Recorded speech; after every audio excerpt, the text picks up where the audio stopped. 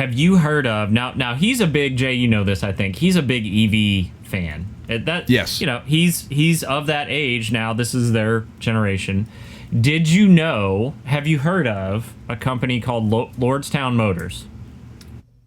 I think I've heard that, but you have to talk to them. I think I've heard the company, but I don't know anything about them. So they're I would consider them a startup. They're an EV manufacturer.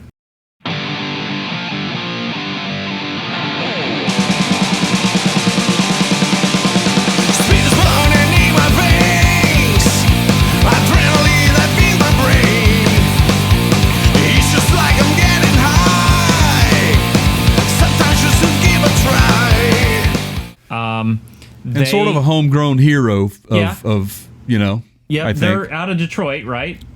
Yep. In the Detroit LORDSTOWN, area. Yep. Mm-hmm. And they're involved in some projects for the RV industry as well as consumer automobiles, like working on some electrification projects for RV, like Camping World, that kind of stuff. Okay. So some news broke recently of them basically fudging the numbers a little bit. What details do you have on that, Jay? Okay, so first of all, Steve Burns is the CEO. Are you sure it's not Montgomery Burns? No. Now, interesting enough, and as I was digging around a little bit, now have you heard of the Workhorse Group and who Workhorse is? No. Okay. No. Neither. You have two no's on this end. Right. So Workhorse was Steve Burns was the CEO of this, and he stepped away from that and then started LORDSTOWN with a loan from GM. Okay. Okay. So Workhorse is they're also an EV company as well. Okay. And they, for example, I just give you here's a recent. Back in January, they received a purchase order from Pride Group Enterprises for over 6,300 C-Series all-electric delivery vehicles. All right. So again, EVs, I think where they're going to have the biggest impact right off the bat, rather than the actual consumer at the consumer level. Just you and me buying one and driving around. I think that where EVs are going to be successful, and it's kind of promising to see that they are seeing that, is fleets tend to be where you want to go because there's such a huge saving. It's really desirable if I'm a fleet company from a cost savings, from maintenance, gas, all those sorts of things. You probably get credits from the EPA for buying these things, just like any government entity does by going, say, natural gas vehicles or all electric vehicles or whatever. As a matter of fact, my wife drives an all electric for the government entity she works with, and so this is very interesting how this started. So Steve goes from here and goes and starts LORDSTOWN, and what we have found out is that there was a lot of chatter about how well they were doing and how close they were to production. And it turns out that the numbers have been fudged. And of course, this is by Hindenburg reporting this. Okay, now that's an important point because where have we heard this kind of story before? What manufacturer comes to name comes to mind? That would be Nikola. Okay, now at the center of both of these, I want to throw in a little twist here. Is who? GM. Right. GM loaned Steve Burns the money to get this rolling. Then they go in and they, partner up with Nikola, and then the shenanigans surrounding that happen. But prior to these things occurring, their CFO took the door to the right, and she's gone. Okay. Now we question why. Yeah, we did on this program way before all this news broke, ladies and gentlemen. We pointed to that and said something's not right here. I mean, Jay, it's coming.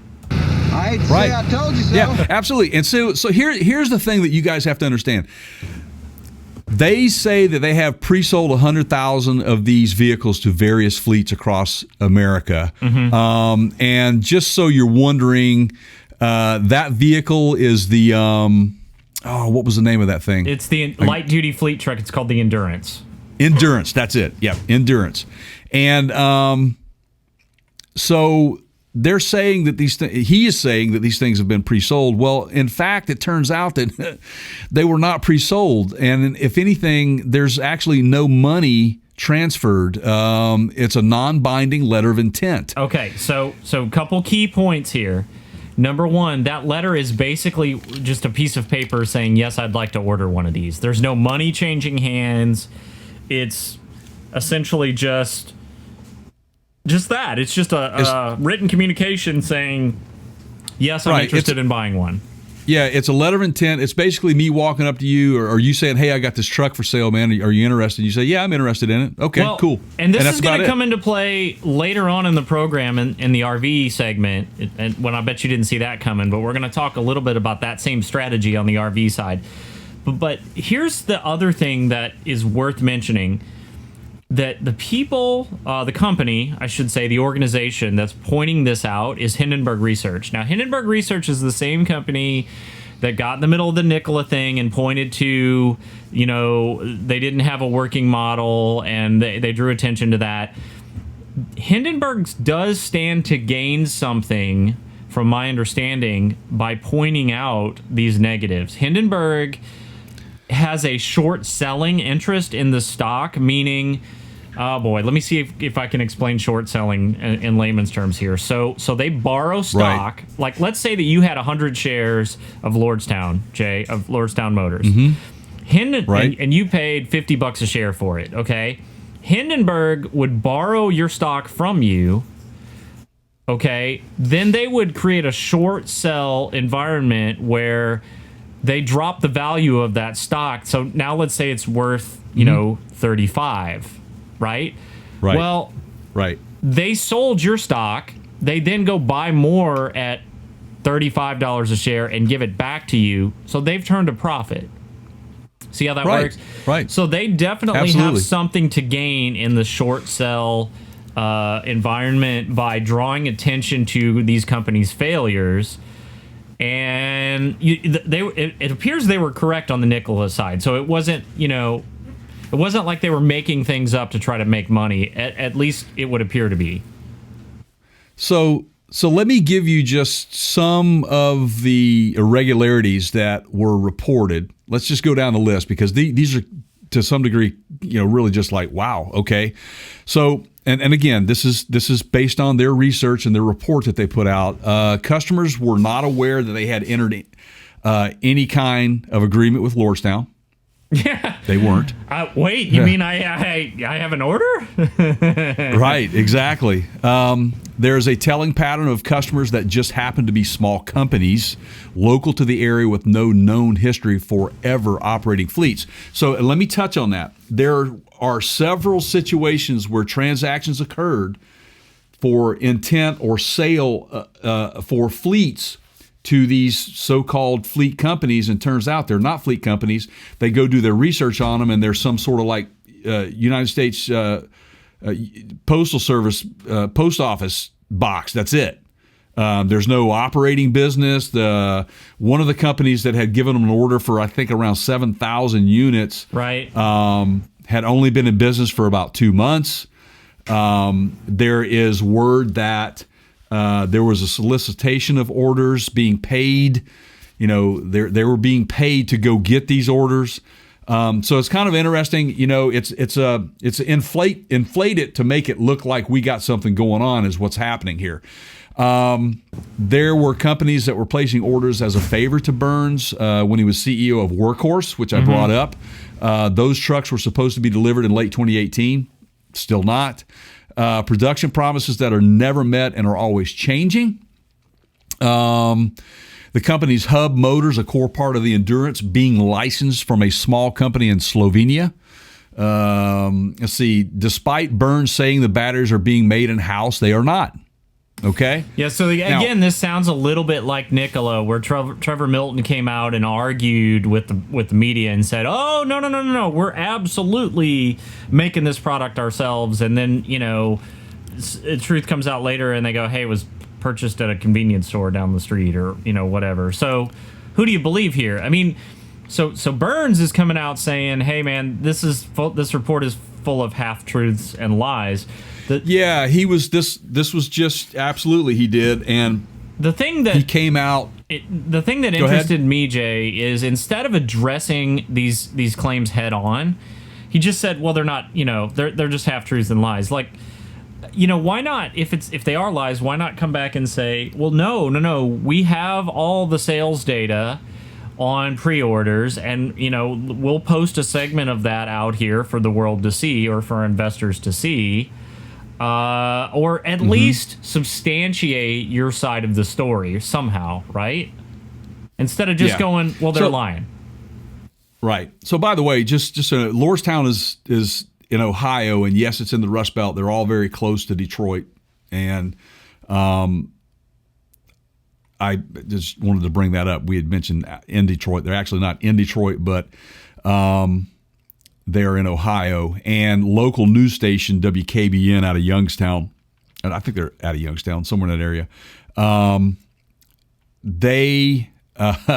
They were giving a tour of the plant. Who was it? With Ohio Secretary of State Frank LaRose. Yeah, went on a tour of the plant, and basically Steve Burns was asked, what's your what do you think about these reports? And he basically said there's always haters. Well, so I have the rest of that quote right here. He said, "I can't speak to the Hindenburg report, but I can tell you two things. We're at betas in 10 days, meaning the beta program, and we're going to start production of the world's first electric pickup truck. I know I say that a lot, but think about the gravity of the world's first electric pickup truck starting right here," Burns said. Okay, but it's not. Right. Right. I mean, yeah, and that's funny because Cybertruck was announced 2 years ago. Rivian's about to go into production of the R1T. They've been working on the that thing F-150 for like is 11 years. Yeah, so that right there makes me not trust this guy. I mean, who are you trying to convince? On what planet is this the world's first electric? What am I missing here, guys? And I think what he's saying into production, but he's even kind of contradicting himself, saying that this is a beta version. If it's a beta, you're not going into production, right? Right. I mean, I think Rivian, Ford, and GM, all three will probably hit the market first. And if you want to consider the Hummer in the truck category, GM's got. That's what I'm saying. Yeah. So yeah, that's the one I'm implying. Yeah. So, so I don't. Yeah, it's interesting, man. Yeah. Go ahead, Jay. Sorry. It's a stock game, man. It's exactly what it is. And you see a lot of these GoFundMe startup fundraisers and buying into these things, and some are legit. They're genuinely legit, but you've got a lot of this stuff, man, where people have these great ideas, but they've got nothing to back them up, and so this will. I'd like to revisit this thing by the end of the year to let's see where he really is at, because if he truly says he's going to be the first production electric truck, then he would have to be there by probably August or September this year, because that's when the other three are going to come out with one. Well, let's do that. Let's make a promise to come back and talk about this again. How can people find out if they want to hear the next update on Lordstown? Well, you would have to subscribe and click the bell. Where would they do that? You could go to partscountergurus.com or search us up on YouTube. And it's youtube.com/partscountergurus. Yes. I believe. Let me give some social media out real quick for you guys. If you like what you're hearing, you want more content, we need your support, and you can do that easily by going over to facebook.com/partscountergurus, liking our page, and then sharing that with a friend. We post all of our video segments on Facebook as well as Instagram. We are on Instagram.com/thepartscountergurus. You can now follow us on Twitter. Thanks for setting that up, Keith. I haven't really haven't dug deep into Twitter, but I'm finding it very interesting. I think it's a great move for us.